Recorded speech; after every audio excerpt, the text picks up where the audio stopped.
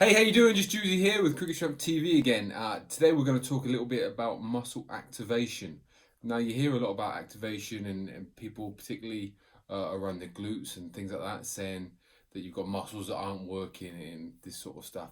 In effect, muscles are always working. It's just a sequence of them, and we want to get back in and make sure they work and they fire in the correct sequence to help us out as much as possible. When we look at a muscle, particularly, a lot of people say the glute med and say that's not quite working. So you see people smash out the clams and that sort of thing. Again, it's sort of like a sequencing pattern trouble. In effect, it's almost like if you think of a hitchhiker trying to get a lift on a motorway and the cars just keep passing him by. And that's what's happening.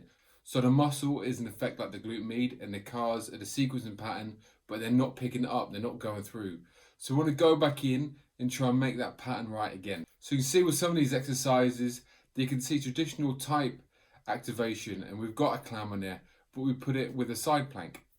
We've got some thoracic work, but with the thoracic work, we want to make sure the trunk's activated as well. So you could just use a simple band and a weight and some of these things to make sure we get the mobility with the stability. We're taking the handbrake off and allowing movement and ingraining it with strength and stability.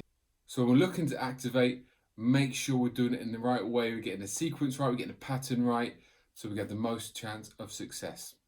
See you next time.